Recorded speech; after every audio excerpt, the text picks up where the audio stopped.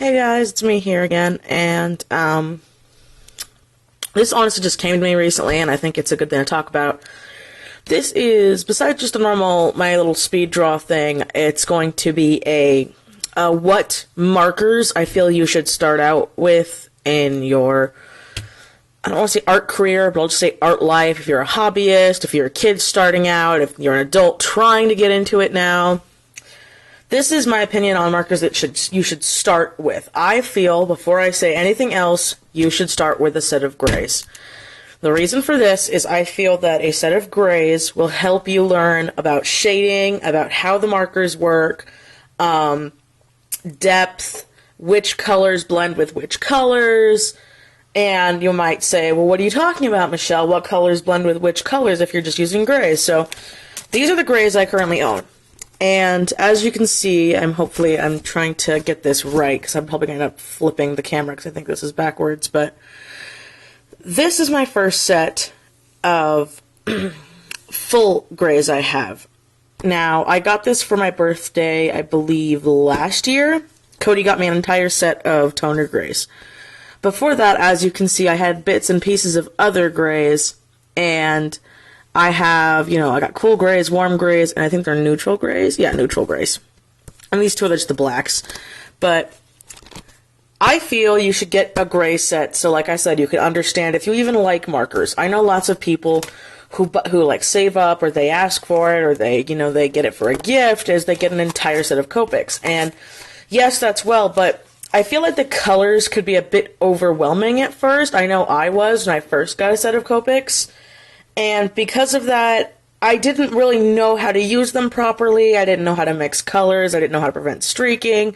I definitely didn't know about how to refill it. I'm not showing how to refill in these videos. You can look those up. They're really fucking easy, but still, it's a lot I didn't know. So that's why I feel, starting out, start with a set of grays. And I don't even think, honestly, you should start out with a full set of grays like how I have here. In the set I came with, it came with 5 cool grays and 5 warm grays, and they were cool gray 1, cool gray 3, cool gray 3, cool gray 5, cool gray 7, and cool gray 9. These were a perfect blend to me. It also came with a black, but whatever.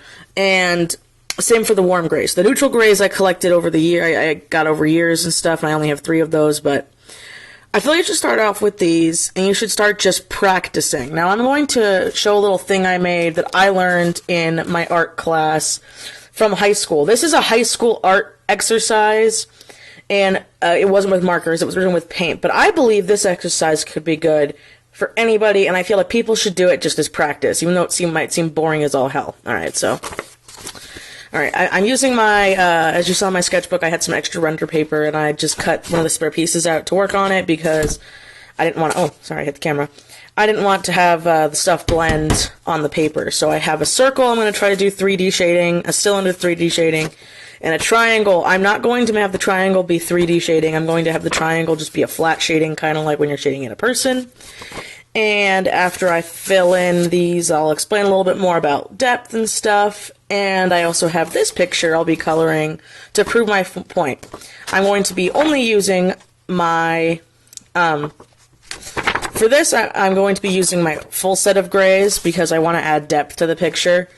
But for these, I'm only going to be using, what were they again? I will use toner 1, toner 3, toner 5, toner 7, and toner 9, like how I had in my first set, to show that you don't need all of the colors and all of the shades to get the depth you want. Alright? So, see you in a minute.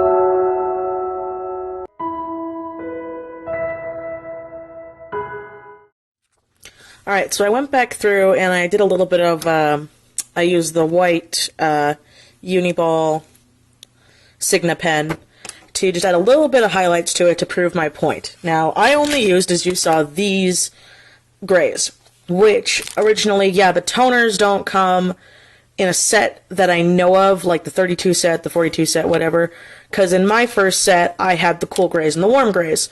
Now, depending on which grays you like, really depends on you. I'm going to show my little chart again.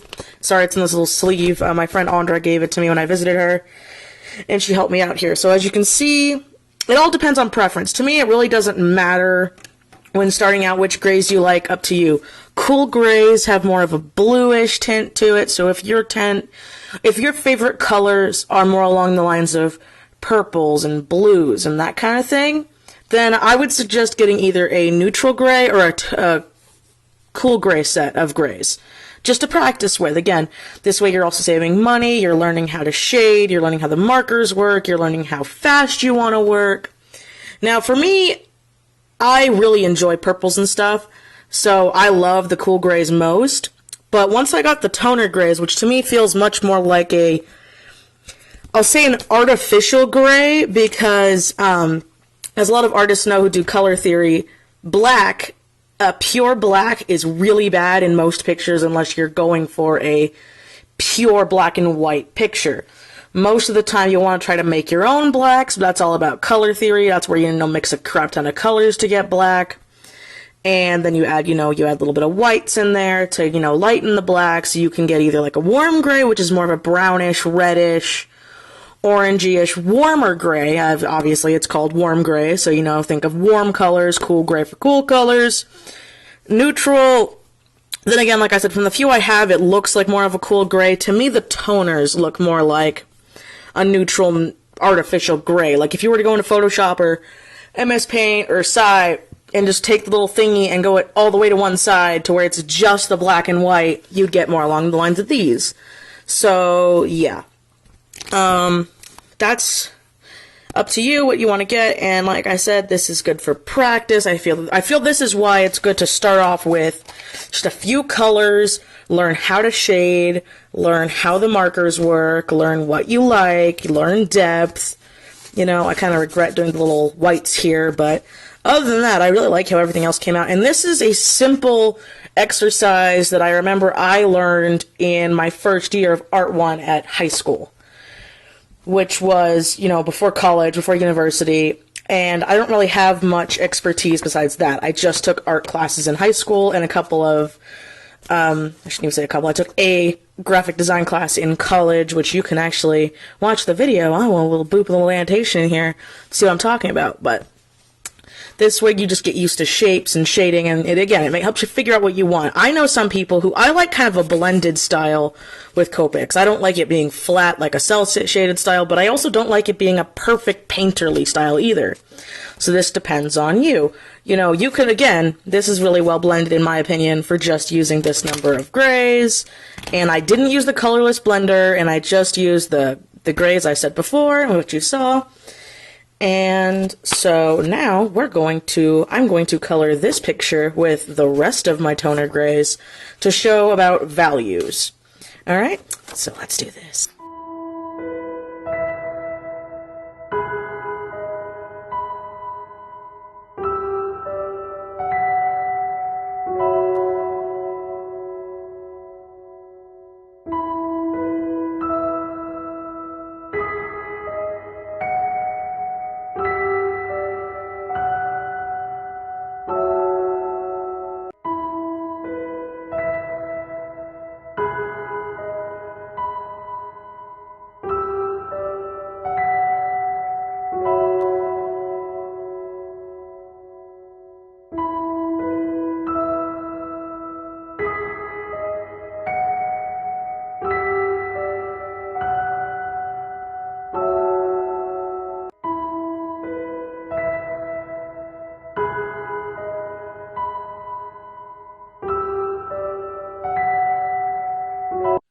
So, as you can see, I was able to make a perfect, really nice picture with just my grays. And yes, I used more than just the default grays, but I have a reason for this, and I'm going to be doing another gray picture with just the default grays and one other color in a follow-up video to this. But I just wanted to prove that, see, you can have a very nice finished picture with just grays, which